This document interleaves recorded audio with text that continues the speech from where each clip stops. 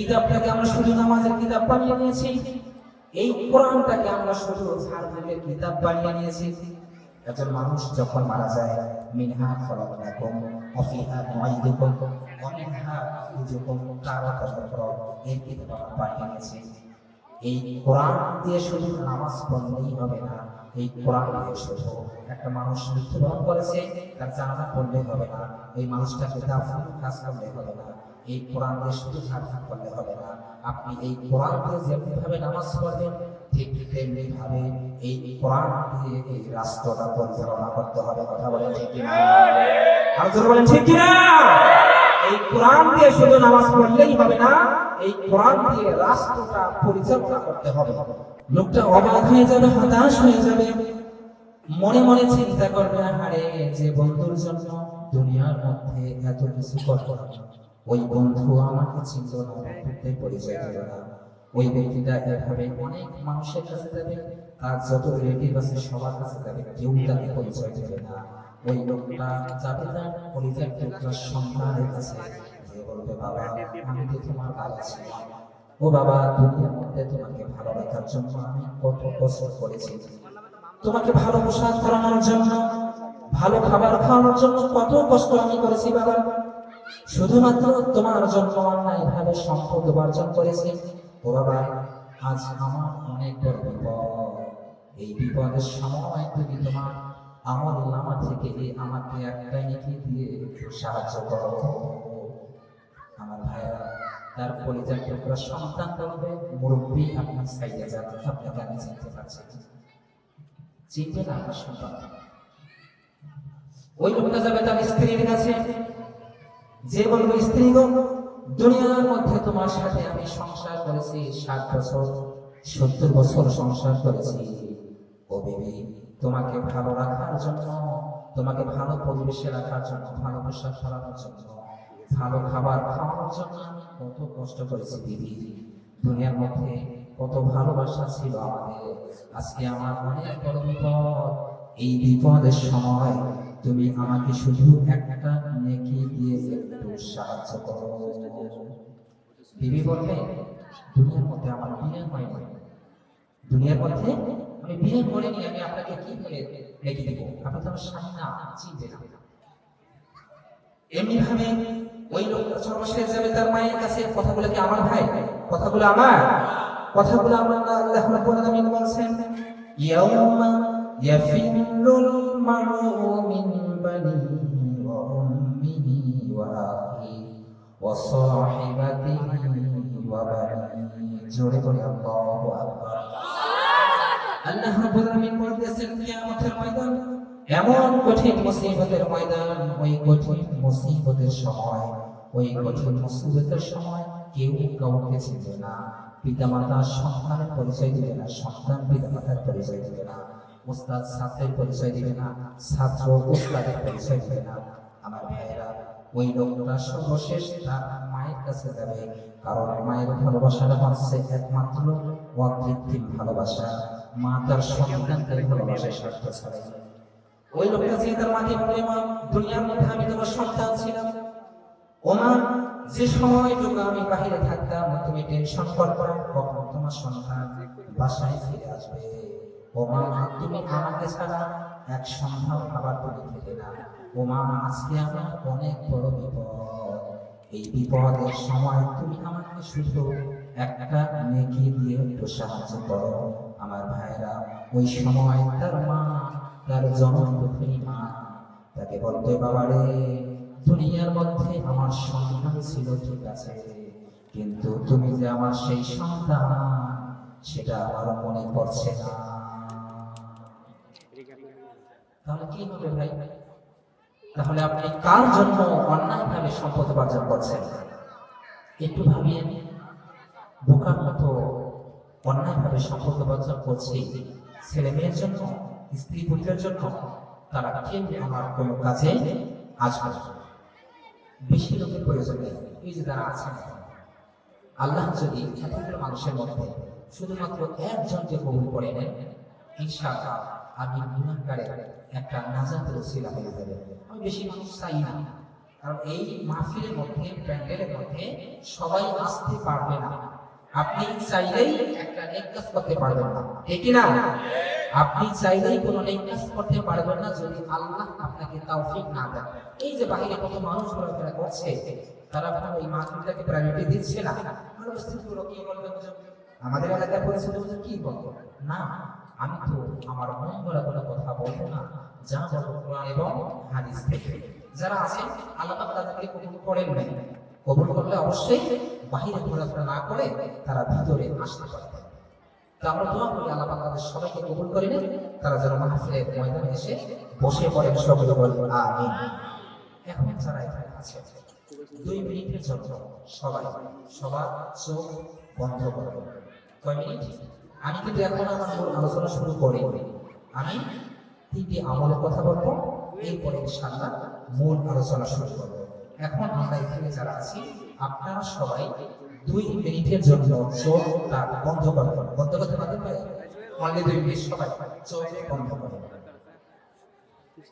প্রিয় ভাইরা আমার, এই যে এখন আমরা চোখ বন্ধ করে ফেলেছি, কিছুক্ষণ পূর্বে আপনার সামনে কে ছিল আপনি কিন্তু দেখেছেন, আপনার ডান পাশে কে ছিল আপনি তাকেও দেখেছেন, আপনার বাম পাশে কে ছিল আপনি তাকেও দেখেছেন।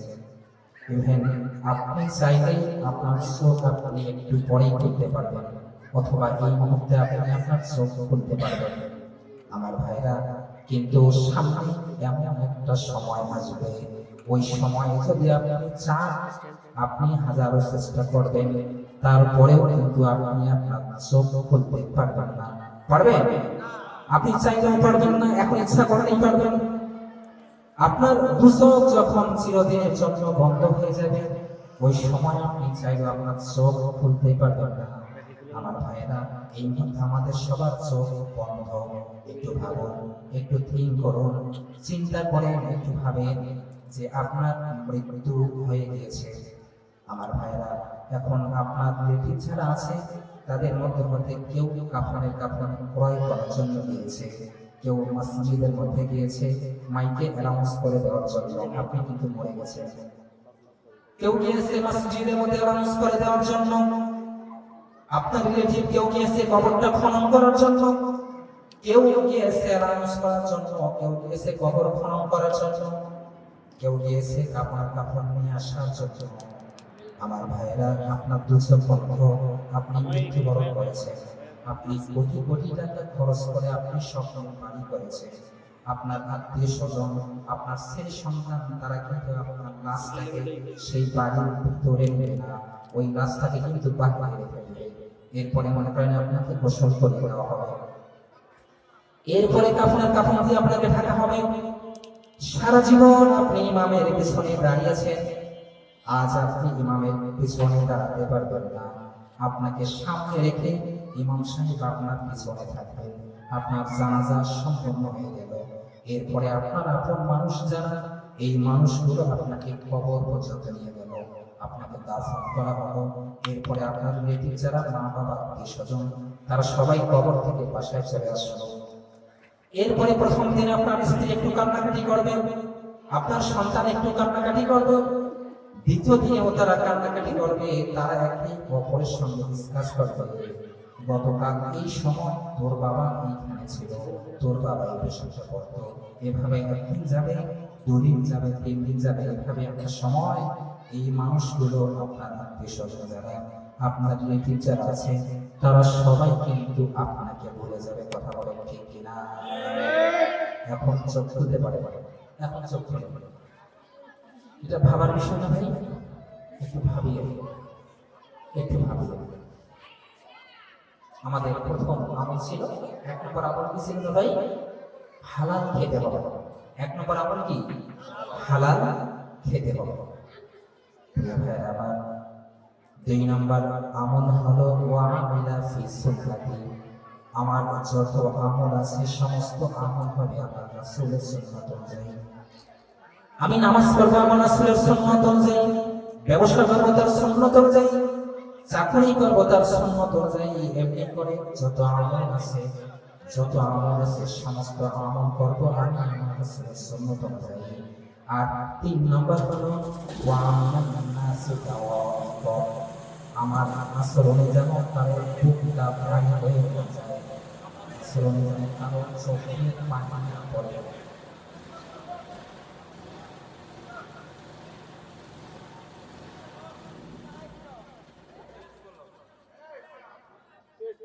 প্রিয় ভাইরা আমার, 3 নম্বর আমল হলো আমার ব্যবহারে কারো চোখ দিয়ে যেন পানি না পড়ে, আমার আচরণে কারো বুকটা যেন ভারী হয়ে না যায়। এই 3টা আমল করতে পারবো তো? আর ভাইরা, একটা হাদিস বললে আপনারা সহজে বুঝতে পারবেন। পয়গম্বর বলে দিয়েছেন, আতাদরুনা মানিল মুফলিস, ক্বালু আল মুফলিসু ফিনা মান লা দিরহাম লাহু ওয়া লা মাতা', فقال إن المفلس من أمتي من يأتي يوم القيامة بالصلاة وصيام وزكاة ويأتي قد شتم هذا وقذف هذا وأكل هذا وشرب هذا مع هذا وضرب هذا فيعطى هذا من هذا وهذا الحسنات فإن فلت قبله أن يقضى عليه ما أخذ من خطاياهم فليحق عليه ثم يريح في النار. رواه مسلم. জোরে বলি আল্লাহু আকবার। বিশ্বনবী আপনি তার সাহাবাদেরকে ডেকে বলেছেন, আমার সাহাবীরা তোমরা কি জানো? বিশ্বনবী তার সাহাবীদেরকে ডেকে বলেছে, আমার সাহাবীরা তোমরা কি জানো?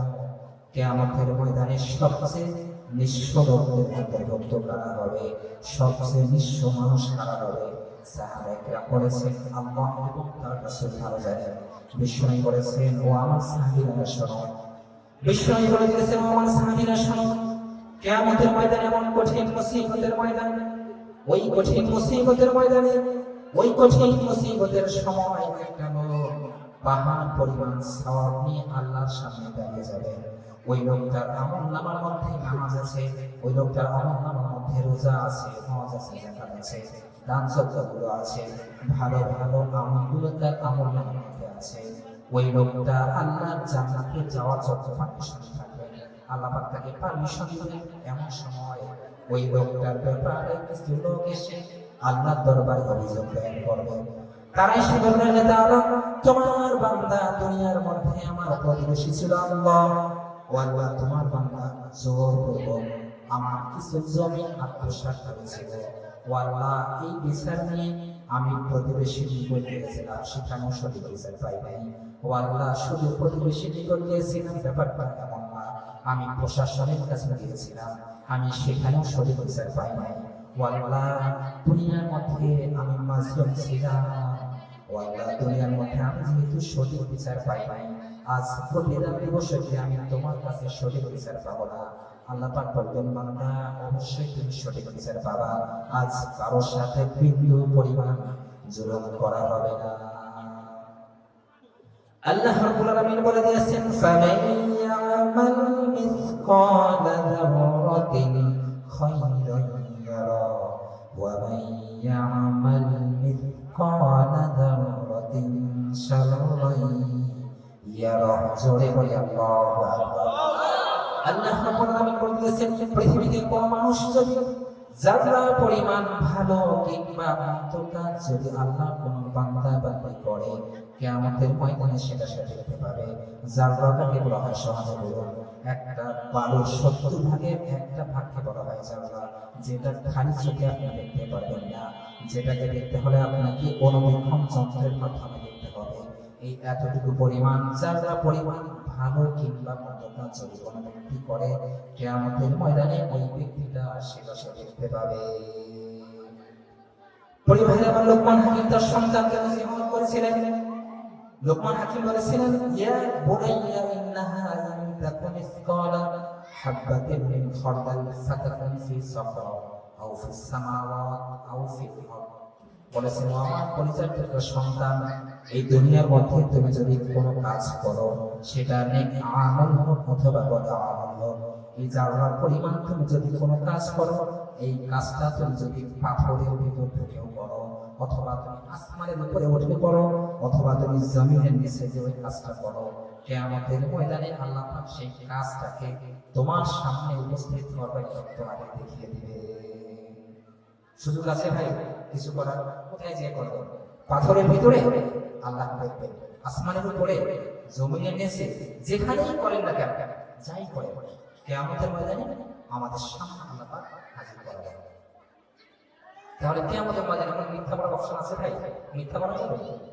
আল্লাহ রাব্বুল আলামিন বলে দিয়েছেন, আল-ইয়াওমা নাখতিমু আলা আফওয়াহিহিম ওয়া তুকাল্লিমুনা আইদিহিম ওয়া তাশহাদু আরজুলুহুম বিমা কানু ইয়াকসিবুন। জোরে বলি আল্লাহু আকবার।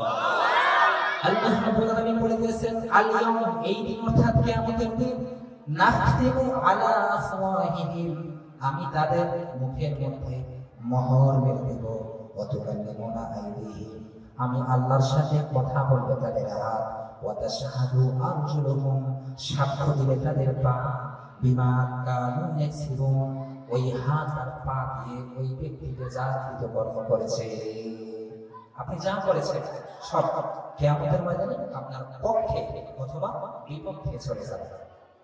এজন্য আমাদের লাইফ থেকে যে সময়টুকু চলে যাচ্ছে, এই সময়টুকু আমরা আর কখন ফিরে পাবো? পাবো ভাই? কখনো ফিরে পাবো না ভাই, কখনো পাবো না ভাই, কখনো পাবো না। এখন ওই ব্যক্তিগুলো অভিযোগ দেবে, আল্লাহ তাআলা, তোমার বান্দা আমার প্রতিবেশী ছিল, দুনিয়ার মধ্যে সে আমার জমি আত্মসাৎ করেছিল, শরীর বিচার পাই নাই। কেউ এসে বলবে, আল্লাহ, তোমার বান্দা দুনিয়ার মধ্যে আমাকে একটা থাপ্পড় মেরেছিল, বিচার পাই নাই। আল্লাহ পাক ওই ব্যক্তিগুলো বলবে, আল্লাহ, দুনিয়ার মধ্যে আমাদের হক নষ্ট করেছে, এখন তুমি তোমার জালেম বান্দাকে বলো সে যেন আমাদের হক আদায় করে তারপর তোমার জান্নাতে চলে যায়। প্রিয় ভাইরা, ওই জালিম ব্যক্তি বলবে, আল্লাহ তাআলা, দুনিয়ার মধ্যে আমি যাদের হক নষ্ট করেছিলাম, যাদের জমি জোর করে আত্মসাৎ করেছিলাম, এখানে তো টাকা পয়সা নেই, এখানে তো জায়গা জমি নাই, যদি প্রয়োজন হতো আমি এখানে জায়গা জমি যদি থাকতো, যাদের 1% জমি আমি নিয়েছি, বিনিময়ে আমি তাকে 100% জমি দিয়ে দিলাম। ও আল্লাহ, এখানে তো টাকা পয়সা নেই, আমি তাদের হকগুলো আদায় করবো কিভাবে? এখন হকদাতা বলবে, আল্লাহ, তোমার জালিম বান্দা দুনিয়ার মধ্যে আমাদের হক নষ্ট করেছিল, এইখানে তো টাকা পয়সার প্রয়োজন নেই, দুনিয়ার মধ্যে টাকা পয়সার প্রয়োজন ছিল, এই জায়গার মধ্যে তো সওয়াবের অনেক প্রয়োজন, তুমি তোমার বান্দাকে বলো সে যেন তার আমলনামা থেকে সওয়াব দিয়ে আমাদের হকগুলো আদায় করে দেয়। ওই জালিম বাচ্চারা সওয়াব দিতে থাকবে, তার আমলনামার মধ্যে তো পাহাড় পরিমাণ সওয়াব দিতে থাকবে, দিতে দিতে দেখা যাবে একটা পর্যায়ে যার আমলনামার মধ্যে পাহাড় পরিমাণ সওয়াব ছিল, ওই ব্যক্তির আমলনামার মধ্যে আর কোনো সওয়াব অবশিষ্ট নাই। তারপরেও দেখা যাবে অভিযোগকারীর সংখ্যা লাইনে দাঁড়িয়ে আছে। আমার ভাইয়েরা, এই পৃথিবীতে যে মানুষটা অন্যের উপর জুলুম করে, ওই ব্যক্তিটা শুধু একজনের সাথে জুলুম করে নাকি অসংখ্য মানুষের সাথে জুলুম করে? একটু আওয়াজ দেন। সে কি একজনের সাথে করে? অনেক মানুষের সাথে জুলুম করে। দেখা যাবে অভিযোগকারীর সংখ্যা লাইনে দাঁড়িয়ে আছে। কেউ এসে বলবে, আল্লাহ তাআলা, তোমার বান্দা দুনিয়ার মধ্যে সে তো আমার প্রতিবেশী ছিল, আমার বাড়ির পাশে তার 5 তলা বিল্ডিং ছিল, ও আল্লাহ, আমি তো তোমার বাতাস পেতাম না। কেউ এসে বলবে, আল্লাহ, তোমার বান্দা আমার প্রতিবেশী ছিল, ও মালিক, তার সেই ছাদের পানিগুলো আমার আঙ্গিনার মধ্যে পড়তো, আমি কিছুই বলতে পারতাম না, কারণ আমি তো গরিব ছিলাম, আমি তো মাজলুম ছিলাম। ও আল্লাহ, তোমার বান্দা যেহেতু দুনিয়ার মধ্যে আমার হক নষ্ট করেছে, এখন তুমি তোমার বান্দাকে বলো সে যেন তার আমলনামা থেকে সওয়াব দিয়ে আমাদের হকগুলো আদায় করে দেয়। ওই ব্যক্তির আমলনামার মধ্যে সওয়াব আছে, যা ছিল সব শেষ হয়ে গেছে। এরপরে হকদাররা বলবে, আল্লাহ, আমাদের সওয়াবের কোনো প্রয়োজন নেই, আমাদের আমলনামার মধ্যে অনেক গুনাহ আছে, এই গুনাহগুলো তার আমলনামায় দিয়ে তুমি আমাদেরকে বানিয়ে দাও। তার মানে ভাই, এই পৃথিবীতে যদি আমি কারো হক নষ্ট করি, কারোর সাথে জুলুম করি, কারো জমি আত্মসাৎ করি, কারো টাকা মেরে খাই, কাউকে একটা থাপ্পড় দেই, কারোর সাথে চোখ গরম করে কথা বলি, আমার ব্যবহারে যদি কারো চোখ দিয়ে পানি পড়ে, আমার আচরণে যদি কারো বুকটা ভারী হয়ে যায়, কিয়ামতের ময়দানে সওয়াবের বিনিময়ে তাদের হকগুলো আদায় করতে হবে। আর যদি আমার আমলনামার মধ্যে সওয়াব না থাকে, তাহলে তাদের গুনাহ আল্লাহ পাক আমার আমলনামার মধ্যে দিয়ে দিবেন। তাহলে কারো হক কি নষ্ট করা যাবে ভাই? কারো হক নষ্ট করা যাবে না। আমরা মূল আলোচনায় চলে যাচ্ছি, সময় সংক্ষিপ্ত, আর 20 মিনিট টাইম আছে। প্রিয় ভাইরা, তাহলে 3টি আমলের কথা বলা মনে আছে আপনাদের? 1 নম্বর আমল হচ্ছে হালাল খেতে হবে। আমরা কি খাবো ভাই? হালাল খাবো। 2 নম্বর হচ্ছে আমার যত ইবাদত আছে সমস্ত ইবাদত হবে আমার রাসূলের সুন্নাহ অনুযায়ী। আর 3 নম্বর আমল হলো আমার ব্যবহারে, আমার কথায় কোনো মানুষ যেন কষ্ট শিকার না হয়, তার বুকটা যেন ভারী হয়ে না যায়। এই 3টা আমল যদি আমরা করতে পারি, বিশ্বনবী বলে দিয়েছেন এই ব্যক্তিটাকে আল্লাহ পাক জান্নাতের ভিতরে প্রবেশ করিয়ে দিবেন। সুবহানাল্লাহ, সুবহানাল্লাহ। সম্মানিত উপস্থিতি, আজকের প্রোগ্রামটা হচ্ছে মাদ্রাসাকে কেন্দ্র করে, মাদ্রাসার উদ্যোগে আজকের এই মাহফিল। তো এই সংক্রান্ত বিষয়ে কিছু কথা না বললেই হয় না, হক আদায় হবে। মাদ্রাসায় সাধারণত কি শেখানো হয় ভাই? মাদ্রাসায় কোরআন শেখানো হয়, সেখানে হাদিস শেখানো হয়। মাদ্রাসায় কোরআন এবং হাদিস শেখানো হয়। আমরা যারা আছি, আমরা কোরআনটাকে প্রায়োরিটি দেই না, মনে করি সামান্য একটা কিতাব, আমরা গুরুত্ব দেই না। প্রিয় ভাইয়েরা আমার, আমরা মনে করি এই কোরআন সামান্য একটা কিতাব, সাধারণ একটা কিতাব। এই কোরআনটাকে 200 টাকা 300 টাকা হলে লাইব্রেরিতে গেলে সেখানে ক্রয় করা যায়, যার কারণে এই কোরআনটাকে আমরা মূল্যায়ন করি না। আমার ভাইয়েরা, আল্লাহ রাব্বুল আলামিন সেই ব্যাপারে বলে দিয়েছেন। আল্লাহ রাব্বুল আলামিন বলে দিয়েছেন, ইন্না আরাদনাল আমানাতা আলাস সামাওয়াতি ওয়াল আরদি ওয়াল জিবাল ফাআবাইনা আন ইয়াহমিলনাহা ওয়া আশফাকনা মিনহা ওয়া হামালাহাল ইনসান ইন্নাহু কানা যালুমান জাহুলা। জোরে বলি আল্লাহু আকবার। প্রিয় ভাইরা, আল্লাহ রাব্বুল আলামিন এই কোরআনটা সর্বপ্রথম আমানত হিসেবে আল্লাহ রাব্বুল আলামিন সর্বপ্রথম আমাদেরকে দিতে চান নাই। আল্লাহ পাক সর্বপ্রথম আসমানকে বলেছিলেন যে আসমান, এই কোরআন, এই কিতাব আমানত হিসেবে আমি তোমাদেরকে দিতে চাই, তোমরা নেবে নাকি? আসমান বলেছিল যে আমরা নেব না। এই কোরআনের যে ওয়েট, এই কোরআনের যে মর্যাদা, এই কোরআনের যে সম্মান, সেটা আমরা দিতে পারবো না। সুতরাং এই কোরআন আমরা নিতে পারবো না। এরপরে আল্লাহ রাব্বুল আলামিন এই জমিনকে বলেছিলেন, জমিন এই কোরআনটা নিবে নাকি আমানত হিসেবে? জমিন বলেছিল যে না, নিব না, আমরা পারবো না। এরপরে আল্লাহ রাব্বুল আলামিন জিবাল, আল্লাহ পাক পাহাড়কে বলেছিলেন, পাহাড় এই কোরআনটা আমানত হিসেবে আমি তোমাদেরকে দিতে চাই, তোমরা নেবে নাকি? পাহাড় বলেছিল, আল্লাহ এই কোরআনের যে ওয়েট, এটা যে মর্যাদা, এটা যে সম্মান, এই কোরআন যদি তুমি আমাদের উপরে রেখে দাও, তাহলে তো আমরা জোরে পড়ে সারকার হয়ে যাবো। সুতরাং এই কোরআন আমরা নিব না। আল্লাহ পাক এরপরে ওয়া হামালাহাল ইনসান, ইনসান বলতে মানুষ, মানুষ আমরা সবাই। আমার ভাইরা, আল্লাহ পাক এই কোরআনটা আমানত হিসেবে মানুষদেরকে দিলেন। এখন আল্লাহ পাক আমাদেরকে কোরআনটা দেওয়ার পরে বললেন, ইন্নাহু কানা যালুমান জাহুলা, এই মানুষগুলা হচ্ছে বড় অকৃতজ্ঞ, এই মানুষগুলা হচ্ছে বড় জালিম। আমাদেরকে কোরআনটা দিলেন, দিয়ে তিনি বললেন, ইন্নাহু কানা যালুমান জাহুলা, এই মানুষগুলা হচ্ছে বড় অকৃতজ্ঞ, এই মানুষগুলা হচ্ছে বড় জালিম। আল্লাহ পাক কেন আমাদেরকে জালিম বললেন? কারণ হচ্ছে কোরআনের যে মর্যাদা, কোরআনের যে সম্মান, সেটা আমরা দিতে পারিনি, যার কারণে আল্লাহ পাক আমাদেরকে জালিম বলছে। প্রিয় ভাইরা আমার, এই কোরআনটাকে শুধু আমরা নামাজের কিতাব বানিয়ে নিয়েছি। এই কিতাবটাকে আমরা শুধু নামাজের কিতাব বানিয়ে নিয়েছি। এই কোরআনটাকে আমরা শুধু ধার্মিকের কিতাব বানিয়ে নিয়েছি। একজন মানুষ যখন মারা যায়, মিনহা খলাকনাকুম ওয়া ফিহা নুঈদুকুম ওয়া মিনহা নুখরিজুকুম তারাতান উখরা, এই কিতাব আমরা বানিয়ে নিয়েছি।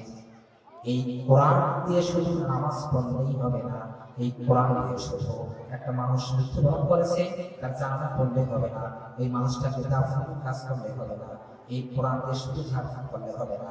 আপনি এই কোরআন দিয়ে যেমনিভাবে নামাজ পড়বেন, ঠিক তেমনি ভাবে এই কোরআন দিয়ে এই রাষ্ট্রটা পরিচালনা করতে হবে। কথা বলেন ঠিক কিনা?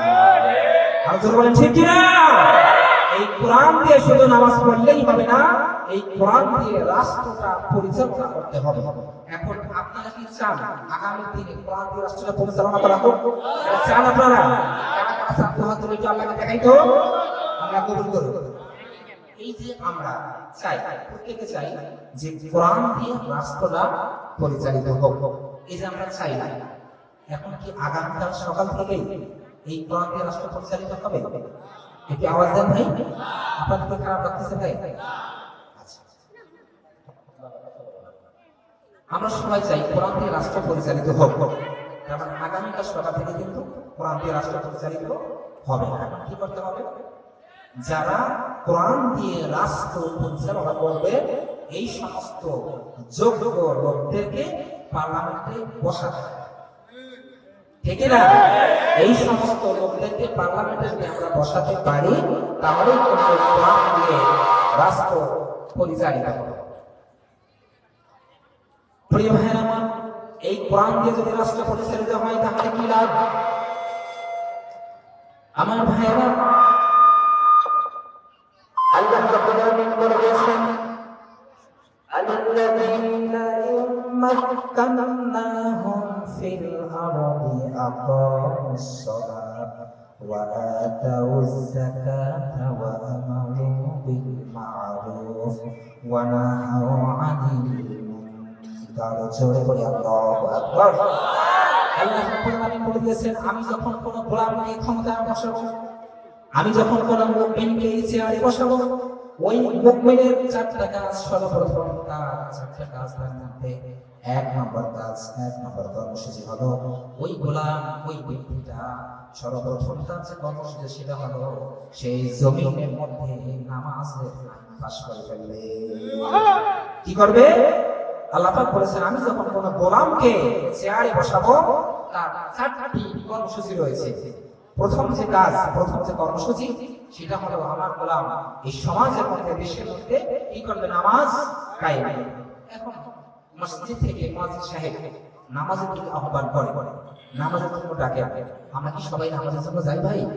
সবাই যাই? যাই না। এটা কেন যাই না? কারণ দেশের মধ্যে কোরআন নেই, রাষ্ট্রটা কোরআন দিয়ে চলে না, যার কারণে আমরা যাই। প্রিয় ভাইরা আমার, রাষ্ট্র যদি কোরআন দিয়ে চলে তাহলে কি হবে? এই যে মুয়াজ্জিন সাহেব প্রতিদিন দৈনন্দিন আমাদেরকে 5 বার নামাজের জন্য ডাকে, আমরা কিন্তু গুরুত্ব দিই না, আযানটাকে আমরা গুরুত্ব দেই না। আমার ভাইরা, এখন যদি কোরআন দিয়ে রাষ্ট্রটা চলে তাহলে আগামীকাল সকালবেলা রাষ্ট্র থেকে একটা ঘোষণা দেওয়া হবে যে আগামীকাল ফজর থেকে ইশা পর্যন্ত 5 ওয়াক্ত নামাজ। যদি কোনো ব্যক্তি 1 ওয়াক্ত নামাজ মিস করে, অর্থাৎ যাদের উপর নামাজ ফরজ, এই মানুষগুলোকে মসজিদের ভিতরে যে জামাতের সাথে নামাজ আদায় করতে হবে। যদি কোনো ব্যক্তি 1 ওয়াক্ত নামাজ কাজা করে, যদি কোনো ব্যক্তি 1 ওয়াক্ত নামাজ মিস করে, তাহলে মাঠের মধ্যে সেনাবাহিনী থাকবে, তাহলে তাদের ব্যাকগ্রাউন্ডটা লাল করে দেওয়া হবে। যদি এরকম ঘোষণা দেয়, যদি কোনো ব্যক্তি 1 ওয়াক্ত নামাজ কাজা করে, মাঠে আমার সেনাবাহিনী আছে, 100টা করে আঘাত করা হবে তাকে, তাহলে যদি এরকমটা হয়,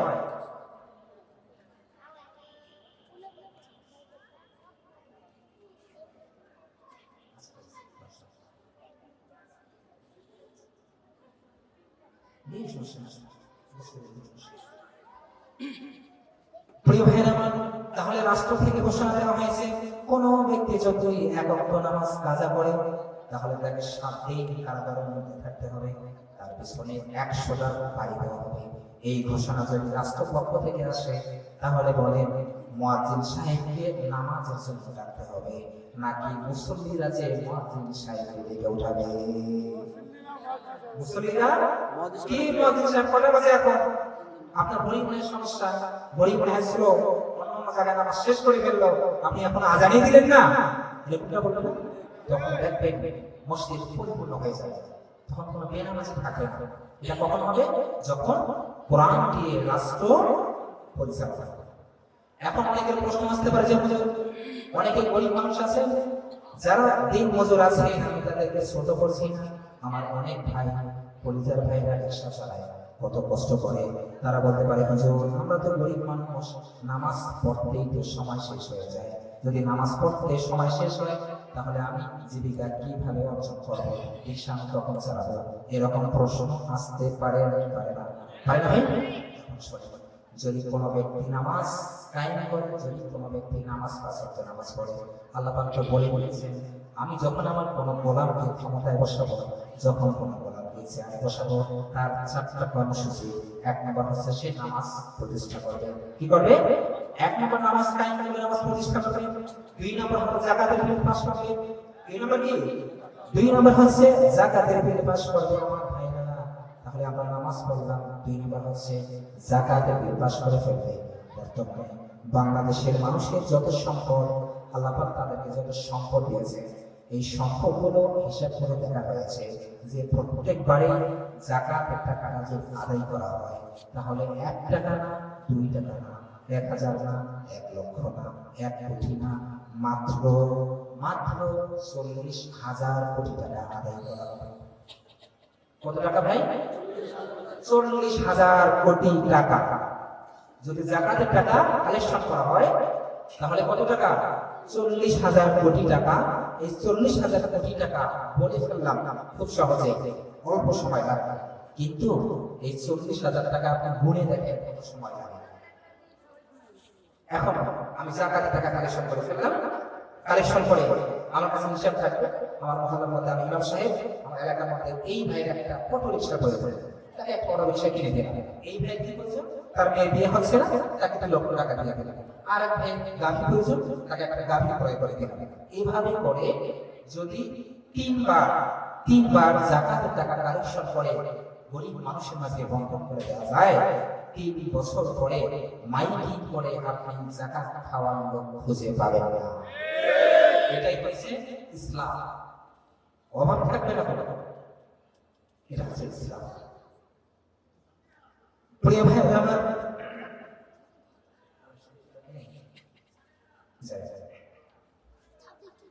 তাহলে আমরা চাই আগামী দিনে আল্লাহ কোরআন দিয়ে যেন রাষ্ট্রটা পরিচালিত হয়। টাকার ছাত্র আমার ভাইরা, যেহেতু মাদ্রাসার উদ্যোগ মাহফিল, আমি মাদ্রাসার সংক্রান্ত বিষয়টি হাদিস করে শেষ করে দেব। বিশ্বনবী বলে দিয়েছেন, মান খলাকাল কুরআন ফাস্তাযহারাহু ফাআহাল্লা লাহু ওয়া হারামা হারামা আদখালাহু আল্লাহুল জান্নাহ ওয়া শাফাআহু ফি 'আশরাতিন মিন আহলি বাইতিহি কুল্লুহুম ক্বাদ ওয়াজাবাত লাহুম নার। বিশ্বনবী বলে দিয়েছেন, কোন ব্যক্তি যদি কোরআনটা হিফজ করতে পারে, কোন ব্যক্তি যদি আল্লাহর পবিত্র কোরআনটা বুকে ধারণ করতে পারে, কোন ব্যক্তি যদি হিফজ করতে পারে, আর ওই ব্যক্তিটা হালালকে হালাল, হারামকে হারাম মেনে যদি জীবন যাপন করতে পারে, তাহলে ওই ব্যক্তিটার জান্নাতে যাওয়ার কোনো প্রয়োজন নেই। আদখালাহুল্লাহুল জান্নাহ, আল্লাহ পাক ওই ব্যক্তিটাকে জান্নাতের ভিতরে প্রবেশ করিয়ে দিবে। আরো আওয়াজ দিয়ে বলি সুবহানাল্লাহ।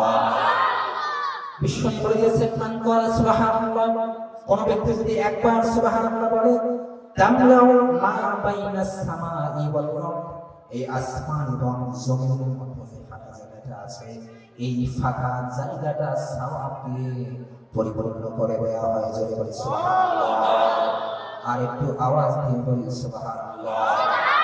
বিশ্বনবী বলে দিয়েছেন, যদি কোনো ব্যক্তি কোরআন হিফজ করতে পারে, ওই ব্যক্তিটা যদি হারামকে হারাম, হারামকে হারাম মেনে জীবন যাপন করতে পারে, ওই ব্যক্তিটার জান্নাতে যাওয়ার কোনো প্রয়োজন নেই। আদখালাহুল্লাহুল জান্নাহ, আল্লাহ পাক ওই ব্যক্তিটাকে জান্নাতের ভিতরে প্রবেশ করিয়ে দিবেন। শুধু তাই নয়, যাদের নামে জাহান্নাম অ্যালটমেন্ট, যাদের আমলনামা বাম হাতের মধ্যে, এমন 10 জনকে ওই ব্যক্তিটা সুপারিশ করে আল্লাহর জান্নাতে নিয়ে যাবে। যদি বলি সুবহানাল্লাহ। 10 জনের মধ্যে সর্বপ্রথম হচ্ছে তার মা, তারপরে তার বাবা, তারপরে তার দাদা দাদি, নানা নানি, শ্বশুর শাশুড়ি, 8 জন। এই 8 জনের কথা বলা হয়েছে। আর 2 জন তোমার যাকে ভালো লাগে, তোমার যাকে পছন্দ হয়, তাকে নিয়ে তুমি জান্নাতে প্রবেশ করো। আমার ভাইরা, এই ওয়াজটা, এই হাদিসটা ওয়াজের মধ্যে একজন রিকশাওয়ালা শুনেছেন। এই যে আপনারা কত মানুষ ওয়াজ শোনার জন্য এসেছেন, একজন রিকশা চালক দিন মজুর দিন খায়, ওই ব্যক্তিটা এই হাদিসটা শুনেছেন। শোনার পরে মাহফিলের মধ্যে ডিসিশন নিয়ে ফেলেছেন যে আল্লাহ, আমার ছোট্ট একটা সন্তান আছে, এই সন্তানটাকে আমি দুনিয়াবী শিক্ষা দিব না, এই সন্তানটাকে আমি দুনিয়ায় পড়াশোনা করাবো না, আমি আমার সন্তানটাকে কোরআনের হাফেজ বানাবো। কারণ তার দিলের ভেতরে লেগেছে ওই হাফেজ কিয়ামতের ময়দানে সর্বপ্রথম তার মাকে দেবে, তারপর তার বাবা, দাদা, দাদি, নানা, নানি, শ্বশুর, শাশুড়ি, কথা বলা হয়েছে। মাহফিলের মধ্যে সিদ্ধান্ত নিয়ে ফেলেছে, আমি আমার কলেজের তোমরা সন্তানকে মাদ্রাসায় পড়াবো, কোরআনের হাফেজ বানাবো। রিক্সা চালক বাসায় যাওয়ার পরে তার বিবির সঙ্গে কথা, বিবির সঙ্গে ডিসকাস, যেও আমার বিবি, জীবনে অনেক ওয়াজ শুনলাম, এরকম ওয়াজ তো কখনো শুনি নাই। হুজুর বললো কেউ যদি তার সন্তানটাকে কোরআনের হাফেজ বানাতে পারে, তাহলে ওই সন্তানকে আমাদের ময়দানে 10 জন যাদের নামে জাহান্নামটা অ্যালটমেন্ট, যাদের আমল নামা বাম হাতের মধ্যে দেওয়া হবে, এমন 10 জনকে সুপারিশ করে ওই কোরআনের হাফেজ জান্নাতে প্রবেশ করবে। ও বিবি, আমি সিদ্ধান্ত নিয়ে ফেলেছি, আমি আমার কলিজার টুকরা সন্তানটাকে কোরআনের হাফেজ বানাবো, আমি তাকে মাদ্রাসায় পড়াবো। এখন তুমি তোমার অভিমত আমাকে জানিয়ে দাও। তার বিবি বলে, আমার স্বামী, আপনার সিদ্ধান্তই চূড়ান্ত, আপনি আপনার সন্তানটাকে কোরআনের হাফেজ বানান, আপনি আপনার সন্তানটাকে মাদ্রাসায় ভর্তি করে দেন। প্রিয় ভাইরা, আমার একটু গান লাগান। রিক্সা চালক তার বিবিকে বলেছে, বিবি শোনো, তোমার কাছে আমার একটি নসিহত, সেটা হলো এই পৃথিবী থেকে কে কখন চলে যাব আমি তো জানি না। ও বিবি, আমি যদি পৃথিবী থেকে আগেই চলে যাই, নসিহতটা হচ্ছে আমার কলিজার টুকরা সন্তান যেন আমার জানাজার ইমামতি করে, আমার কলিজার টুকরা সন্তানকে তুমি আমার ইমামতিটা করাবা। আমার ভাইয়েরা, এই নসিহত রিক্সাওয়ালা তার বিবিকে করেছেন। কয়েক বছর পর রিক্সা চালক পৃথিবী থেকে চলে যায়। সন্তান তো ছোট্ট, নামাজ পড়াতে পারবে, সমস্ত অ্যাবিলিটি ওর কাছে আছে, কিন্তু একজন ইমাম হতে হলে তার 10টা গুণ লাগবে। 10টা গুণের মধ্যে 1 নম্বর গুণ হলো তাকে অ্যাডাল্ট হতে হবে, তার বয়স ঠিক থাকতে হবে। এখন সে নামাজ পড়াতে পারবে, সমস্ত দক্ষতা অ্যাবিলিটি তার কাছে আছে, কিন্তু তার পরিপূর্ণ বয়স হয়নি, সে নাবালক। এখন রিক্সা চালকের স্ত্রী ইমাম সাহেবকে যে বলেছে, হুজুর, আমার স্বামী আমাকে নসিহত করে গিয়েছে যে তার জানাজার ইমামতি যেন আমার কলিজার টুকরা সন্তান করায়। এখন আমার কলিজার টুকরা সন্তানের বয়স তো কম, সে তো নাবালক। এখন এই নাবালকের পিছনে নামাজ হবে কি না, কিংবা আমার সন্তান ইমামতির দায়িত্ব পালন করবে কিনা, আপনি বলেন। ইমাম সাহেব বলতেছেন, নামাজ হবে না, তোমার সন্তান তো ছোট্ট, তার পিছনে নামাজ হবে না। ইমাম সাহেব নিজেই জানাজার ইমামতি করেছেন। ইমামতি করার পরে ওই মহিলা, তার মনে অনেক বড় ব্যথা, অনেক বড় কষ্ট। আরে, আমার স্বামী আমাকে নসিহত করেছিল আমার কলিজার টুকরা সন্তান যেন তার জানাজার ইমামতি করাতে পারে, কিন্তু ইমাম সাহেব তাকে অনুমতি দিলেন না, কারণ আমার সন্তানটা হচ্ছে ছোট। কয়েকদিন পরে সন্তানটা যখন মাদ্রাসায় যায়, তার মা তাকে বলে, বাবা শোনো, তোমার বাবা তোমাকে নসিহত করেছিল, তোমার বাবার ইচ্ছা ছিল, তোমার বাবার আশা ছিল তুমি যেন তার জানাজার ইমামতি করো। ও বাবা, তুমি ছোট্ট থাকার কারণে ইমাম সাহেব হুজুর তোমাকে অনুমতি দেন নাই, সুতরাং তুমি মাদ্রাসায় যাও। মাদ্রাসায় যাওয়ার সময় ওই যে রাস্তার পাশে একটা বাঁশ ঝাড় দেখবা, ওই বাঁশ ঝাড়ের মধ্যে তোমার বাবার কবর আছে। ও বাবা, তুমি তোমার বাবার কবরের পাশে যেয়ে তোমার বাবার জন্য আল্লাহর কাছে দোয়া করে তারপর মাদ্রাসায় যেও। ছোট্ট সন্তান কোরআনটা বুকের মধ্যে নেয়, বাবার কবর সামনে দাঁড়িয়ে কোরআন বুকের মধ্যে নিয়ে সূরা ফাতিহা তেলাওয়াত করে, সূরা ইখলাস তেলাওয়াত করে, দুরূদ শরীফ পড়ে, পরে আল্লাহর কাছে দোয়া করে, আল্লাহ, এই ছোট্ট অবস্থায় তুমি আমার বাবাকে নিয়ে দিয়েছো, ও মালিক, এই জীবনে কোনোদিন আমি আর আমার বাবাকে দেখবো না। ছোট্ট সন্তান বলে, আমি যখন মাদ্রাসায় যেতাম, আমার বাবা আমাকে বলে নিয়ে মাদ্রাসায় যেত, আমার বাবা আমাকে দোকান থেকে মজা কিনে দিত, এই জীবনে কোনোদিন আর বাবাকে দেখবো না, বাবার সাথে সাক্ষাৎ হবে না, কেউ আমাকে মজাও কিনে দেবে না, কেউ আমাকে ঘাড়ে নিয়ে মাদ্রাসায় যাবে না। ও আল্লাহ, তুমি আমার বাবাকে নিয়েছো, আমার বাবা তো মূর্খ মানুষ ছিল, আমার বাবার গুনাহগুলো মাফ করে আমার বাবার কবরটাকে তুমি জান্নাতের টুকরায় পরিণত করে দাও।